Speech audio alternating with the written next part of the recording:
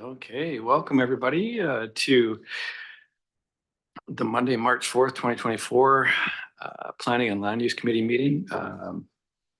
Councillor Ward sends his regrets. And so I'm next in the queue here. Firstly, our land acknowledgement. We acknowledge with respect that we are meeting on the traditional territory of the Lekwungen speaking people, and we are honored to have the opportunity to build strong working relationships with the people of the Songhees and Swepsum nations. And I call this meeting to order. Approval of the agenda. For a motion to approve the agenda. Motion. Thank you, James. Anyone opposed to the agenda as posted? Nothing seen. Thank you. Adoption of minutes. Previous meeting, which is February the 5th, 2024. Looking for a mover for those minutes, please. Thank you. Amanda, you get that? Thank you. Anyone opposed to those minutes or have a concern? Seeing none, thank you. Public participation, nobody online. And I don't see anyone in public. So we'll consider that done. A new business, Desiree Givens, please, development variance permit 251 Seafield Road. And before, go ahead and hit your button. Thank you. We're just going to, Trina wants to make just a small statement. Don't move. You stay right there, Desiree. And thank you, Trina. Thank you, Chair. In the interest of transparency, I just wanted to disclose that I do live on Seafield Road. I do not back against the development, but being in the adjacent neighborhood, wanted to let everybody know that. Notwithstanding that close proximity, I believe that I can render an impartial decision, and therefore I will not be recusing myself from this vote on the variance. Just wanted to make that. Thank you. And she has sought guidance of myself, and we have sought guidance from the Chief Administrator, and I think we're all comfortable with your decision. Thank you. Over to you, Desiree. Thank you and good evening, committee members. So the first item in your agenda is a development variance permit for 251 Seafield. So the subject property is located in the Comprehensive Development CD6 zone. It is also located in the Form and Character Hillside Development Permit area, as well as the Riparian Hillside and Marine Shoreline Environmental DP area. And it's shown on this property or on this slide. So the applicant has also applied to subdivide this subject property into smaller lots. So the proposal before you is a 4-story apartment building consisting of 36 units, as well as a 16-unit 2-story townhome development, one on either side of Selleck Way. The request tonight is to vary the yard requirements in the CD6 zone, as well as the lot coverage requirements, which I'll get into more detail in the next few slides here. So with respect to the yard requirements, the CD6 zone requires a minimum of 6 meters for a yard between a proposed building and a road. So the applicant is proposing to convert the Selleck Way Road into a proposed greenway, which does require them to set the buildings back 6 meters, as a greenway is still considered a road as per the definitions in the land use bylaw. The applicant is requesting a variance to reduce the setbacks from 6 meters down to 2.5 meters for the townhome use, which is shown here on the right, and then from 6 meters down to 4 meters for the apartment use, which is shown on the left here. The official community plan does support variances to setbacks where it can be demonstrated that it won't have any significant impacts on adjacent properties. Because this is a setback to a proposed greenway and not a proposed adjacent property, staff have no concerns and believe that the variance request can be supported by the OCP. The other variance that they're requesting is to the lot coverage requirement in the CD6 zone. So the CD6 zone requires a maximum lot coverage of 35%, and the applicant is requesting 43% for the subject properties only. Staff support this variance as well because the CD6 zone was initially envisioned that this property would be developed as one whole site. So the maximum lot coverage would have been applied to the entire 50-acre site rather than a individual parcel by parcel basis, as well as there are other zones that have been recently adopted in Colwood for apartments and townhomes that have similar lot coverage requirements ranging from 40 to 80%. So staff have no concerns with this variance request as well. And the other options before you tonight is to defer the application, deny the application, or request, or some other option is selected by committee. And I believe the applicant is online or in person to present tonight. All right, thank you. Thank you. If the applicant would like to come forward, introduce yourself, now is the time. So it's actually myself and Press the button there for us because it's being Can you recorded. hear me? Thank you. Great. So it's actually myself and the architect, Bruce Ramsey. I'll just let the slides pull up here. Yeah, sorry, we just came from the ferry and it was a lot of snow, a lot of traffic. So I work for the developer Aragon Properties, and we acquired this site just over a year ago. And this is the first two parcels for the site. And what we're doing here, I just thought I'd provide some background before we get into the specifics. What we're doing here is we're trying to get under construction as soon as we can, which means doing two things in conjunction. The first is putting in an application for these two parcels. That's something that we think works within the neighborhood and the community. And the second part is furthering the master plan itself for the remainder of the parcel, trying to fit within the existing zoning. And the complication that we have on this site is there's a fair amount of riparian area. So we've made an application to the Department of Fisheries and Oceans and the Water Sustainability Act, met with them a couple of times, and what they decide fits will largely determine what we can do in the other areas of the site. But these two parcels are unaffected by that, which is why we've decided to move forward with them. The first parcel is 16 townhouses on grade, and the second parcel is a 39 unit condominium project. We at Aragon, we're newer to Vancouver Island. We've built a project called the Esquimalt Town Square in Esquimalt. And we're really excited to be here in Colwood. We've been around for almost 35 years, family-run company out of Vancouver. And so we've done a lot of projects with RWA, and we're excited about this one. So Bruce is going to walk you through the specifics of the variance request. Thank you. Hi, everyone. I'm Bruce Ramsey. I'm with RWA Group Architects. Apologies for being a little late. We've spent the last few hours in driving through the snowstorm. So anyway, we managed to get here. So I'll just, I know you have some materials which might match very closely to what we have out here on the slides. And I won't kind of go through in detail. I'm just going to kind of touch and highlight some points as we kind of go through the slides.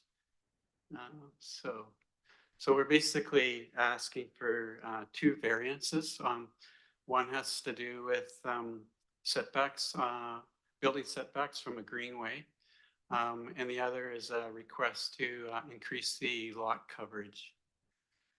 So this is our site. I assume everybody can see that.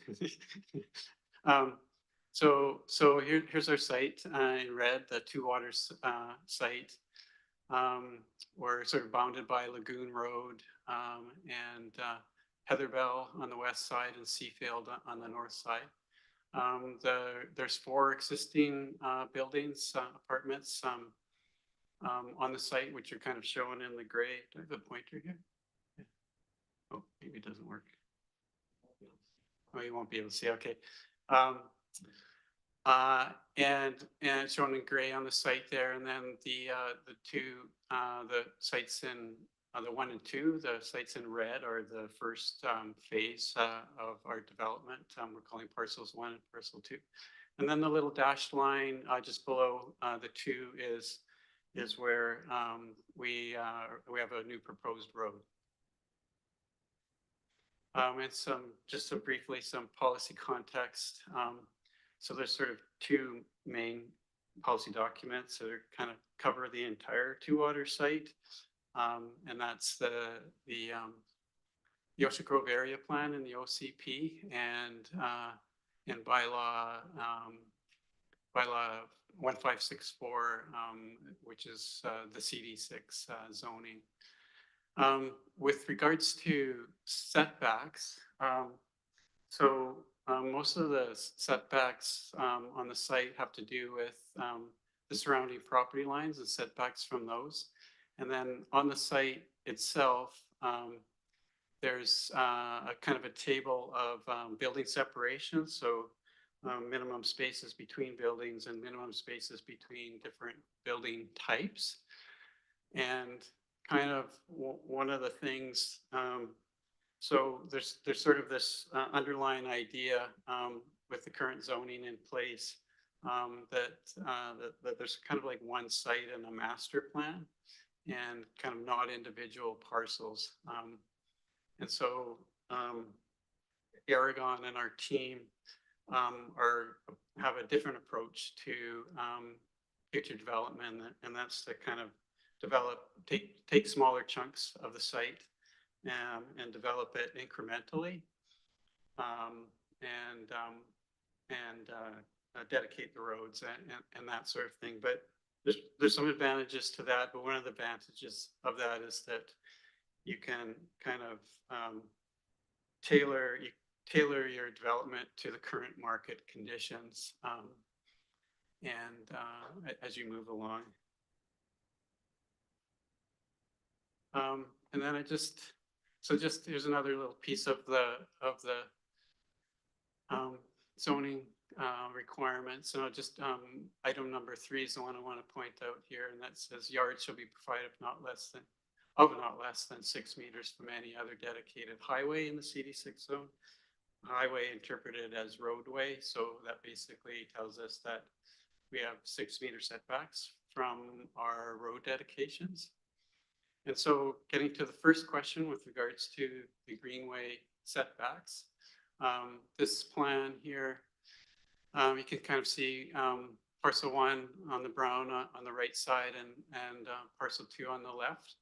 The current condition is the road, Seafield Road connects in with Selleck Road that enters the 4 apartments, the community that's currently in the two-water site. And along with the proposal for these 2 sites, parcel 1 and parcel 2, there's a new road proposed that will connect Select Way up to Heatherbell. And so all the traffic that now is filtered through the community and Seafield Road would come through this new proposed road. And on the existing road right away, this is where we're proposing a greenway as part of this, our upcoming DP.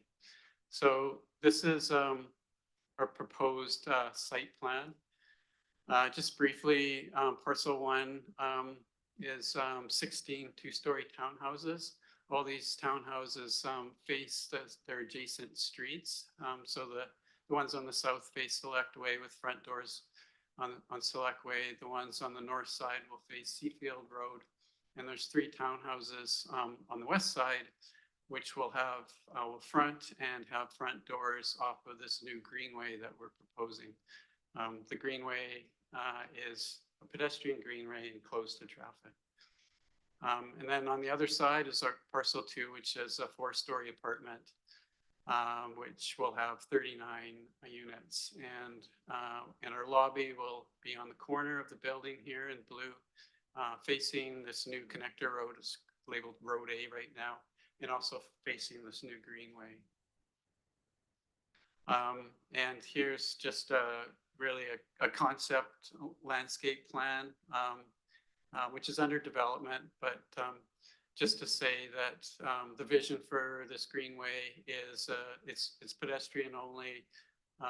We'd like to have mature trees and different areas that are landscaped differently, and low walls for informal seating, and we foresee a little plaza out in front on the south side of the greenway, which connects to the lobby of the apartment. And there's some kind of images on the right there, kind of what we're thinking. And then again, a conceptual section through the greenway. So what you see, the 12-meter right-of-way is the existing road right-of-way, so that will remain public, but now as a pedestrian greenway. And then on the right-hand side is parcel 1, the townhouses. So they're 2 stories. So we're proposing a 2.5-meter setback on this side for the townhouses, which are smaller scale. Townhouses will again have, their front doors facing the greenway and little raised porch areas also facing this greenway to activate it. On the left-hand side, parcel 2, we have the 4-story apartment, so we're proposing a little bit bigger setback of 4 meters, and just because it's a larger building. And then so that what that yields is 18.5-meter separation between our two buildings, the townhouses and the apartment. And in the zoning guidelines, the space between two such buildings has to be a minimum of 10 meters. So we're well beyond what the CD zoning says with regards to building separations. So that's the greenway setback. So our second question is, our second variance request is for lot coverage, and currently the lot coverage that applies to the whole site is 35%.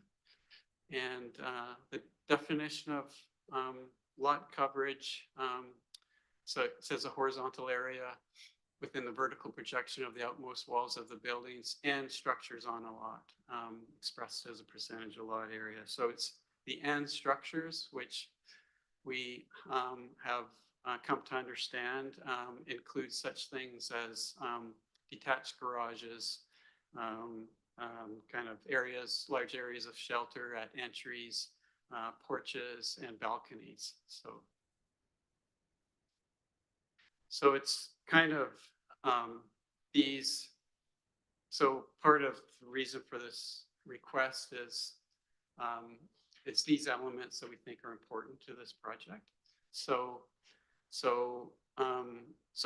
this request for an increase in lot coverage would allow this project to have larger family-sized apartments and townhouses, have larger balconies, outdoor spaces on the site, features such as covered entry canopies, and covered porches on the townhouses, and detached garages rather than surface parking.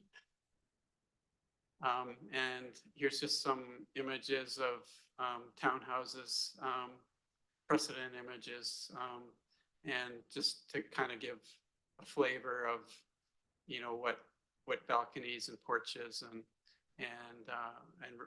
entry overhangs can do for a project, for both the livability of the units themselves, but also for the community. And similarly on parcel 2 for the apartment, some images of large balconies. So again, we are providing, for the most part, there's most of the units are 2-bedroom and 3-bedroom, and some 3-bedroom with lofts. So they're large apartments, and they're family-sized apartments. And so we feel the best thing for these units is also large balconies, which will kind of enhance the livability of these units. And so this is a diagram just illustrating or lot coverages. So the areas in white are the actual extents of the building enclosure. And then these little bits that we add on, balconies shown in green, and sheltered areas shown in blue, and detached garages shown in orange. To kind of illustrate, you know, what this difference in the site and the lot coverage actually means. And for instance, the green balconies on the north side of the 4-story apartment, these balconies dimension from about 8 feet by 18 feet. So they're very large. And we kind of don't want to be, we don't think it's the best for the project to be kind of limiting ourselves to small balconies for these units, just to try to meet this site coverage number. And then, as I kind of said earlier, so there's kind of this idea behind the text and the graphics that are in the current zoning, that sort of suggests that the entire Two Waters site kind of treated as one site. And so if you calculate your lot coverage like that, then you know, sort of different types. So, and this governs all the different building types. So whether they're, you know, high rises, or 4-story apartment blocks, or whether they're townhouses, or whether they're duplexes, all those, by their nature, all those different unit types, you know, tend to have different site coverages.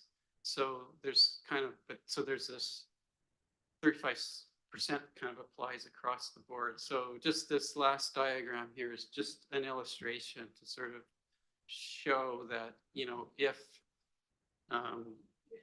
you know, with our approach in terms of taking smaller portions of the site and subdividing them and dedicating the streets, that if you apply those same calculations to those kinds of sites, then the site coverage, you get a different answer. You get a little lower site coverage. So the areas here that we just took as an exercise, we took the greenway and included it as part of the parcel, and half of the road allowance. And if we were to calculate site coverage like that, we would actually be below the 35% that's listed in the zoning. So that's just an illustration of that. So unless, Luke, you have anything else, we'd be happy to answer any questions or any other material you'd like me to cover. Thank you for that. And that answered a few of my questions, and I'll bring it back to committee.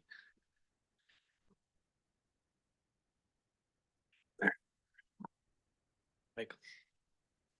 Yeah, thank you very much for the presentation. I have two questions. One of them might be more of an internal question to our planning team, and one to you as well. First one is related to the greenway. Does the greenway essentially fall, would that be under City of Colwood's ownership afterwards, or is that get included as part of the development? Yes, that would be still under the City of Colwood's ownership. It would be considered a right-of-way, and we would still have access for the fire department to get through the greenway if needed, or it would just function as a pedestrian right-of-way. Okay, so in terms of that, would the long-term maintenance of the landscape within the property boundaries fall within City of Colwood? And then, because I see when I look at the design, I think the landscape architect did a great job of blending the spaces and trying to break down and the property lines, which is, I think, the right approach to do. What I'm concerned is some of the trees and some of the landscape falls within property and some falls into the City of Colwood. So I'm just worried about the potential disconnect in the future of sort of the landscape treatments. So I don't know if the applicant would be interested in taking over the maintenance of that greenway as part of their long-term, just something to consider. Yeah.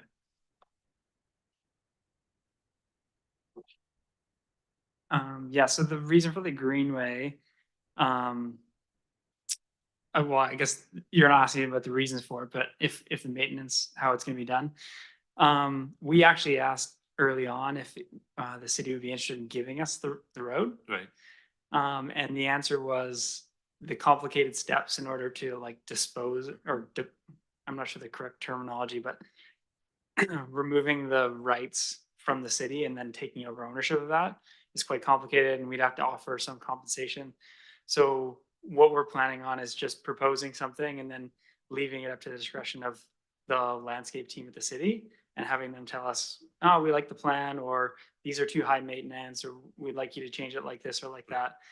Build it at our cost and then deliver that to the city.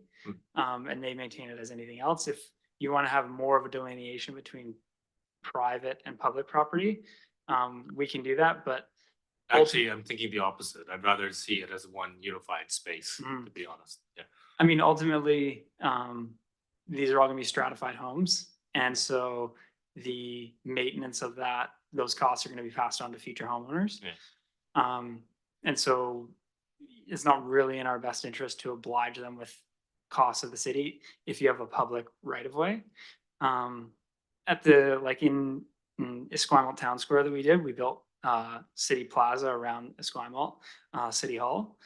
And we own the land around it, but we granted the city a right of way over all that land. And then what happens now is we actually have a shared cost agreement with the city. So we manage and operate it, and the city pays 42% of the maintenance. And then Aragon owns 2 buildings, and there's 2 stratified buildings, and they share in the remainder of the maintenance.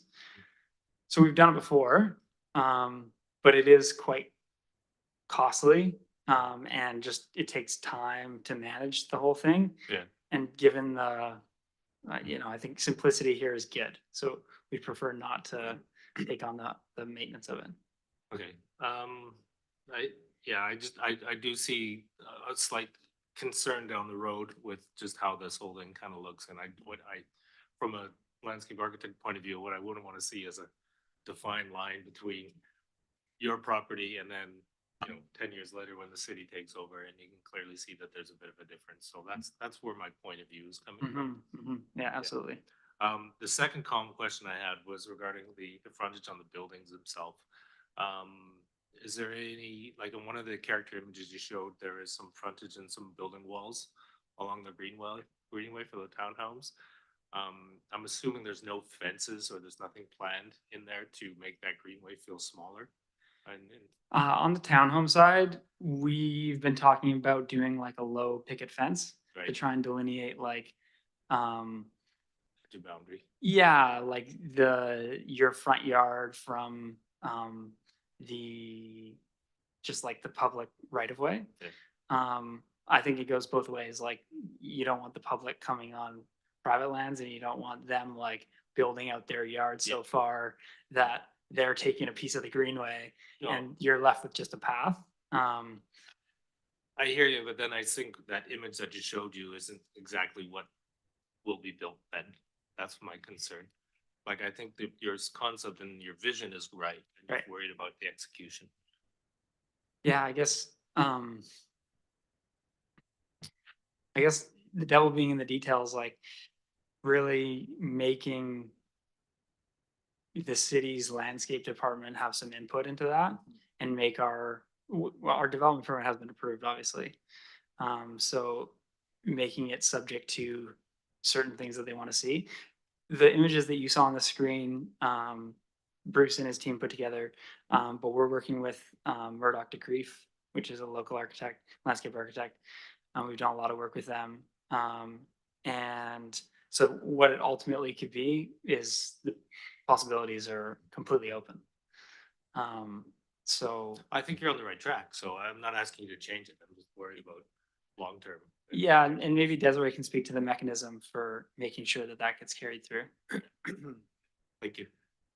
Thank you, Michael. Any? Hey, hold on just a second here. I gotta turn you on. Thanks. Go ahead. Thank you. Thanks for the presentation. The variance that you're asking for is just along green space, right? Like all the other roads that are surrounding the townhouses still have their like 6 feet or whatever it is, right? Yeah, Just 6 that meters, I think. Yeah. one. And then, this is just kind of a miscellaneous question.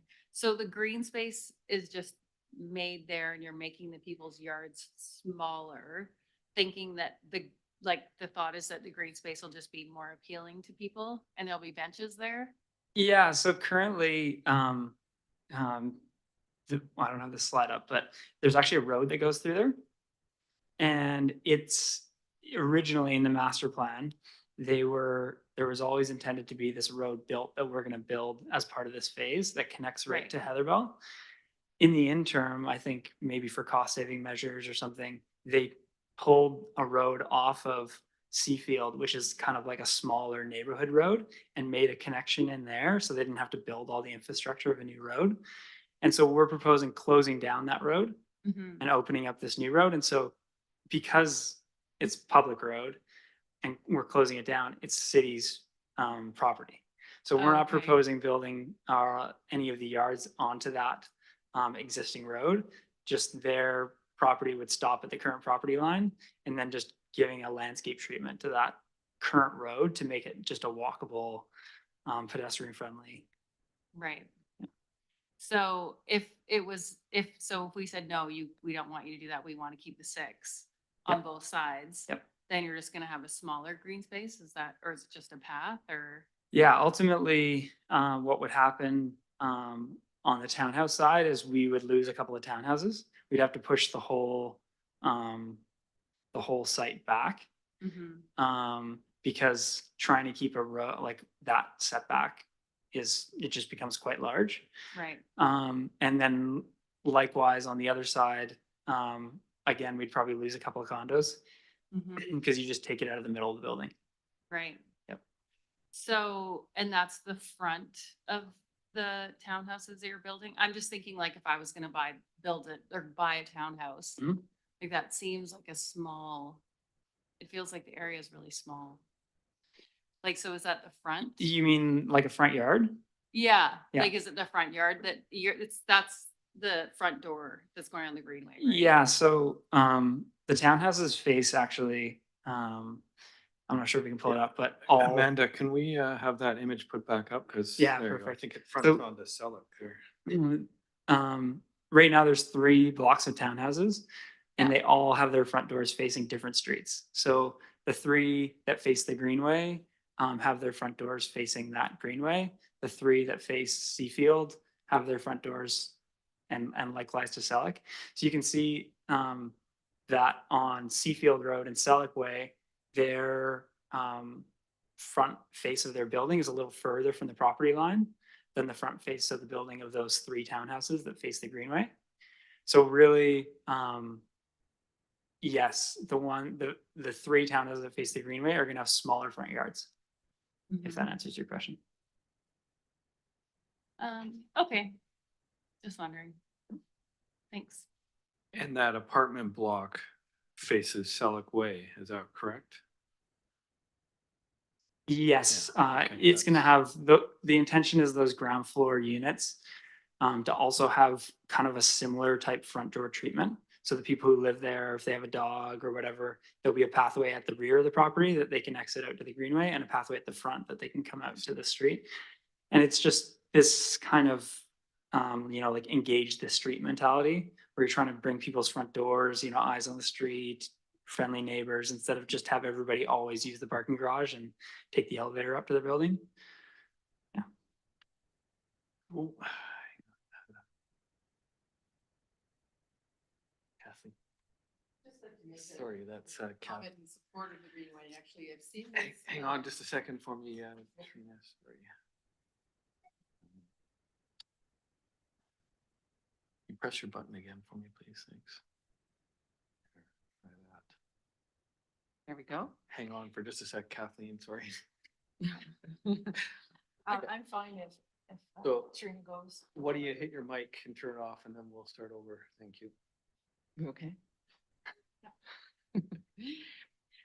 Just wanted to speak in support of that greenway, actually. I've seen that type of thing done in Fort Langley where they've Bedford Langley. I'm not sure if you've been there. So historic Fort Langley over outside of, well, everybody knows where Fort Langley is.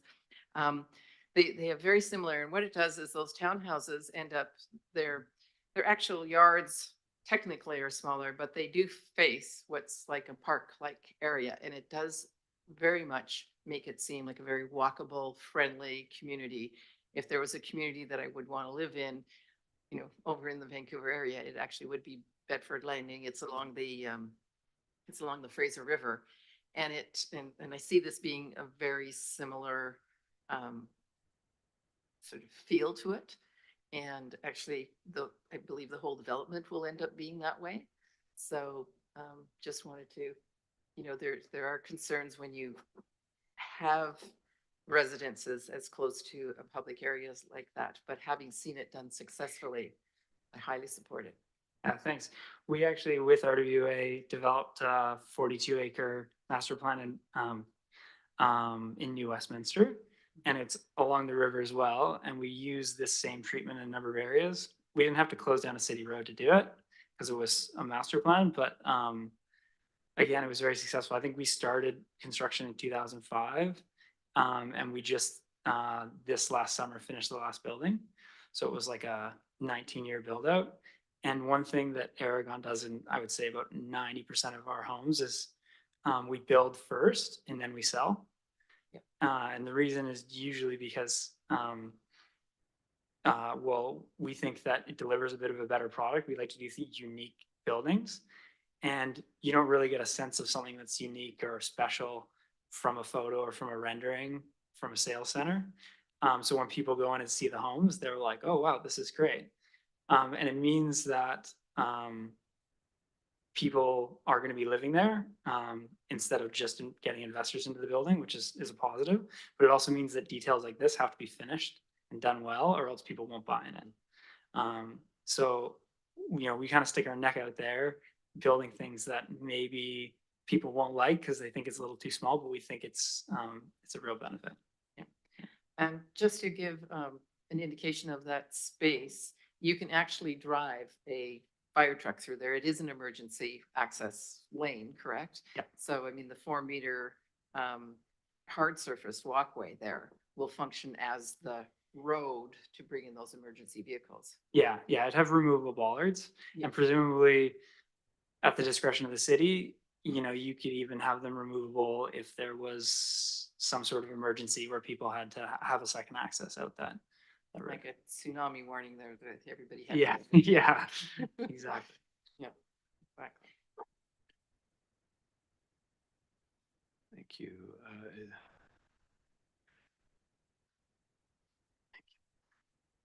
This is a question for Ms. Givens, just so that I can get a little context. You can help me out. I'm listening carefully to the submissions being made to us in terms of if we don't do this variance, we're losing, was it total of 7 or 3 units density wise? Is that correct? You'd probably lose condo unit off both sides of the building, 4 stories up, so 8 condos and maybe 2 townhouses. Okay. Yeah, and we'd also might be losing, we might be like tightening up balconies, tightening up Yeah. porches. If we could just have you come forward, if this is not a yes or a no, let's have you come forward so that we can capture that. Thank you. So, yeah, just, you know, as well as possibly losing units or making units smaller, we'd have to look at it. But again, in terms of the site coverage, it would mean making balconies smaller, possibly. I mean, all those kind of trade-offs we'd Okay. have to look at. Ms. Givens, I've just noticed the reference to the draft OCP. So it's a new one that I suppose we haven't seen yet, or is there some confusion here? Because I'm very cognizant of the density issues, and I see a reference to well-being pathways. Is this something, like, is there some context that we all should have in order to make our decision? Is there something new in this draft OCP that would assist our decision-making? Yes, so I think you're referring to the draft 2024 to 2027 strategic plan. So the pathways with respect to well-being of the committee. I think the staff report summarizes it quite well, and I'm not entirely sure. I don't have the report offhand, so I'm not able to read it, but and I'm not entirely sure exactly what I put in there for a statement, but I believe that pathway would see the proposed greenway supported. Oh, thank you.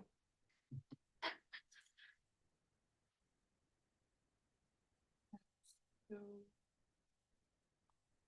Specifically, I want to know if there's something else, right? Because Mhm. from what I read from your report, absolutely it supports the density that you're seeking out. But because I just have a summary paragraph, I don't know if there's other content with respect to wellways that I should be aware of or that the committee should be aware of. Okay, yes, I understand. Thank you. So the strategic plan just speaks to increasing housing choices, and so the linkage there is that by providing additional housing units in the form of townhouses and apartments, we're supporting the city's needs to meet the housing requirements as set out in our housing needs report. So that's the link between the strategic plan and the OCP, the strategic plan and the proposal at hand. So if you're supporting this variance, and it will support the proposal, which will thereby support this strategic objective in the 2024 to 27 strategic plan. But there's no additional information outside of what was included in the report. All right, thank you. I Thank can you. assume we're not missing anything. No, thank you. And that draft strategic plan is up for public consultation shortly here, and it makes overarching statements about well-being, and there's no specificity on kind of what you're speaking of. It's not the OCP. Right, thank you. Let's go to first time. Any other first time speakers? We're good. Go ahead, press your button, Michael. Press your button. Thank you. Just one more question on the greenway, sorry, and I'll let, I'm not like a dog with a bone or anything. But I know on the site plan, the rendering one, the colored one, you have the pathway kind of coming and swinging around at the side, getting away from the town, which is the solution I like. But I know when you were doing the study on the overage of your, Site coverage? thank you. Yep. There was a different site plan and it looked like the pathway was straight, and it was, so I don't know which site plan should I be looking at in your presentation to understand? I mean, Yeah, well, this is the latest plan, but This is the one I like. as we said, it's developing. Yeah. So, yeah, there was the older one. Okay. Because the older one's is the one that I'm worried we're gonna get versus this one. yeah, I mean, we're really happy to work with the city and the landscape department Yeah. for whatever type of design you'd like to see. Thank you. It's exciting. I think anytime we're tearing up asphalt and putting in green space, it's probably happy days. If there's nobody else, I had a couple of things that weren't covered off. Can we talk about, I know it's early days, but can we speak to some treatments for the road? We're not just gonna leave the pavement and dress up the edges, I take it. Is this whole thing coming up and we're gonna start from scratch? Yeah, that's correct. Thank you. And I didn't see anything or any language about the community likes, and we've had some interesting things happen in some communities that are being developed with rainwater retention and natural rain gardens and stuff like that. Mhm. I mentioned that only as a nice to have. And I did make a note here, whether these are all fee simple, both sides, are they fee simple, or is there any rentals contemplated in this? They won't be fee simple, but they will be condos. Sorry, stratified condos. Stratified condos, yeah. Gotcha. And something for staff, Desiree, if you have a moment, please. I think we heard a lot about the Greenway. I take it as this evolves, there's consultation with the Parks Department on sort of what kind of treatments they're looking for and the specific species and all that. That happens organically. You don't need any direction from this committee, do you? No, that will be consulted with through the subdivision approving officer and Right. the Parks Department. So that's handled through a different process, not specific to this Perfect. development variance. Because we have a lot of language and guidelines on specific species and stuff to speak to sort of the maintenance aspect that Michael is asking. Perfect. Any other final comments from committee? Thank you. I'm looking for a motion. Anybody? Thank you, Michael. And the staff recommendation, is that what you're proposing? Yes. Thank you. He's proposing the staff recommendation. No seconder is required. Let's start with anyone opposed. Seeing none, thank you. That motion passes. And thank you for the information. Thank you for making it here. Thank you. And next is Kelsea Fielden, development variance permit 2330, 2344 Sooke Road.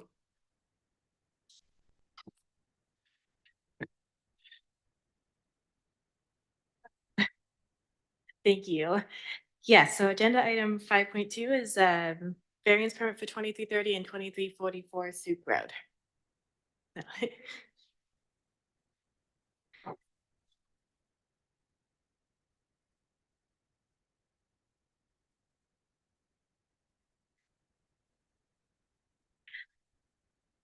Okay, so the applicant is proposing a variance to the off-street parking bylaw to reduce the parking stall requirement for a clearance abutting an obstruction from 0.3 meters to 0.1 meters. They are also requesting to vary the land use bylaw to increase the lot coverage for area 2 of the CD25 zone from 30 to 36%. The subject property is located along Sooke Road between Veterans Memorial Parkway and Lindlark Place. The property currently contains 16 townhomes. The next phase of development currently proposes 1 condo and 1 apartment building. The off-street parking bylaw requires a 0.3 meter clearance abutting an obstruction, such as a supporting column. The applicant is proposing a 0.1 meter clearance for these columns.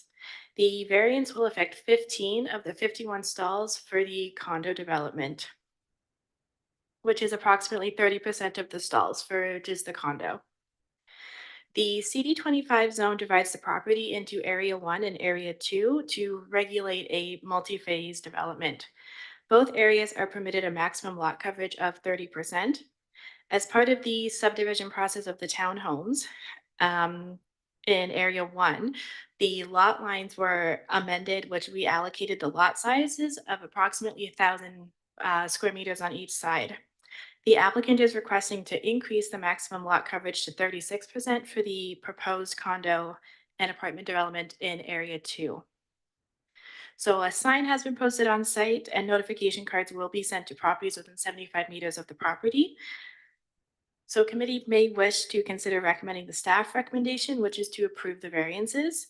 Other options include deferring for more information, denying the application, or another option identified by committee. Thank you. And the applicant is here to answer any questions you may have. Thank you. Thank you, Kelsea. Short and sweet. Does the applicant want to say anything at all? Don't feel obliged. Thank you, Chair and committee members. My name is Paul Hammond. I'm the architect with Low Hammond Rowe Architects. And just to give a little bit of clarity on the ask here, in 2019, we received a development permit to build a row of townhouses, a condo building, and an apartment. And so at that time, the parking was designed under the current requirements. And so we actually had the condo and apartment designed. All the parking was laid out to meet those requirements. And because we're phasing the work, that the townhouses were going to be built first, and they were and are complete now. The main road into the site is right adjacent to the townhouses. And so we were fearful that if we waited later to build the apartment and excavate, we'd undermine the road that is fulfilling the needs of the townhouse. So we actually built that north or the east wall of the parkade already, and it's underground in there. So with the, the south west corner, obviously we have the road coming in. So we're really bound by that dimension. And similarly with the condo, we have a steep slope, cascades down. So if we were to even nudge the condo a little further north, the grade doesn't change, so the building starts to get higher, and we run into the critical issue of, calling it a high building, when in fact it's not. And so, thankfully, we were able to rearrange the designs of those two parkades and get most, or at least half of the project, the development meeting the new parking sizes. And so, you saw in the map there, all the green ones obviously comply to the new requirement. And so that, is really, we have to change the development significantly to try and accommodate, the parking under those new regulations. And we're sort of subject to delay in the project, just given the economic, conditions that transpired through COVID and beyond. So now our client's eager to get those two projects started. And so we're hopeful that you can accept this variance. And then just to add to the change in density, this is really an academic thing. The original mapping that was there showed a boundary between the two developments. We designed the condo and apartment to meet the density on that site, that portion. But the overall site water management design relies on the bottom left corner, the northwest corner, to capture all the water, and retain it on site. And so at the time, this kind of came out sort of transition after the townhouses have already started construction. Engineering thought it'd be better if the property line dipped down on the phase two to capture that rainwater area so that it's at least intact and part of the townhouse development. And so all it did was reduce our area. We didn't change any density, but when you calculate against a smaller footprint, that's why it's off. So hopefully that clarifies our ask. Thank you. And just for clarity's sake here, there's no parking reduction that you're asking for. It's the width and looks like 6 or 8 stalls there. Is that right? And that's Yes. due to the 15 stalls, I think, will not construction. have the extra 200 millimeters adjacent to a column. Right. And the number of cars, quantity that's required is matching the original development permit that was written in, the number of cars that would be needed. So we're maintaining compliance with that. Thank you. Anything else? I'll bring it back to committee if you're finished. Thank you, Kathleen. I just wanted to know what the exact width of those columns, the support columns is. Sorry, I didn't know. Yeah, thank you, Mr. Rosenberg. Thank you, Chair. Just to be a little more succinct. These columns are at the end of the parking stall. So the reason it goes from point 1 to point 3, or why we ask for point 3, is so you can open up a door. The columns are all at the front of the column, so it really poses no issue whatsoever, other than entry and egress out of the parking stall. So I mean, your column's probably going to be 16 inches, maybe 20, 400 millimeters or 500 millimeters, but they won't be anywhere near your car door swing open. So it's really just about a half dozen, or I guess a little more than half dozen columns that are sitting at the end of the stalls. So that probably helps it. So the width of the column doesn't really play into it, if that helps with your question. Thank you. And before you leave, help me understand the lot coverage issue. By my read on what was presented from Kelsey there, was that that coverage will resolve itself when it gets to the fully finished product. Is that right? That's correct. It basically just had a lot line that moved to facilitate the townhouse build. Once the condos and the apartments are built, then that lot line disappears because the phase is over, and then the lot coverage then complies again. And then the lot coverage is fully compliant at that time? Correct. Thank you. Committee? Anybody at all? Thank you. Would someone like to make the motion, a motion? Thank you, James. Is that the staff recommendation? Motion. Thank you, the staff recommendation. Discussion, any discussion? Anyone opposed? Seeing none, thank you. That motion passes and that is a wrap. Motion for adjournment, everybody's favorite. Thank you, Michael. Amanda, you get everything you needed? And we're adjourned. Thank you.